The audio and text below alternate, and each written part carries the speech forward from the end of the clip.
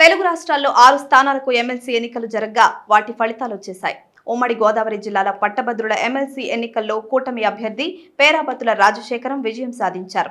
7వ రౌండ్ లెక్కింపు పూర్తయ్యేసరికి విజయానికి కావలసిన 51% రాజశేఖరం సాధించేశారు. దీంతో మరో రౌండ్ లెక్కింపు ఉండగానే ఆయన గెలిచినట్లు అధికారులు ప్రకటించారు.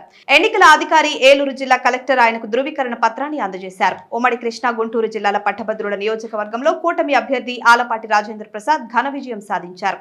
చివరి రౌండ్ పూర్తయ్యేసరికి ఆయనకు 82,320 ఓట్ల ఆధిక్యం వచ్చింది. ఉత్తరాంధ్ర ఉపాధ్యాయ ఎమ్మెల్సీ ఎన్నికల్లో పీఆర్టీయూ తరఫున పోటీ చేసిన గాదె శ్రీనివాసులు నాయుడు విజయం సాధించారు. పోటాపోటీగా సాగిన ఎన్నికల్లో ఏపీటీఎఫ్ అభ్యర్థి పాకలపాటి రఘువర్మ మీద ఆయన గెలుపొందారు.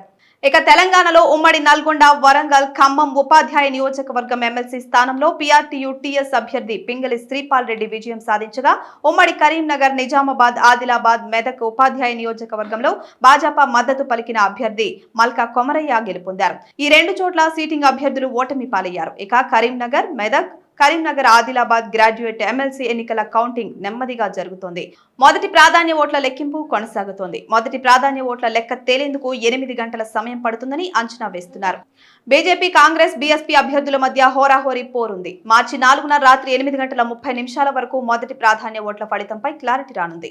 కౌంటింగ్ కోసం మొత్తం 800 మంది సిబ్బందిని నియమించినప్పటికీ తీవ్ర జాప్యం జరుగుతోందని ఎన్నికల సంఘం, కలెక్టర్ పనితీరుపై విమర్శలు వ్యక్తమవుతున్నాయి. కరీంనగర్ గ్రాడ్యుయేట్ ఎమ్మెల్సీ ఎన్నికల్లో కాంగ్రెస్ తరఫున ఆల్ఫోర్ నరేందర్ రెడ్డి, బీజేపీ నుంచి అంజిరెడ్డి ఉన్నారు.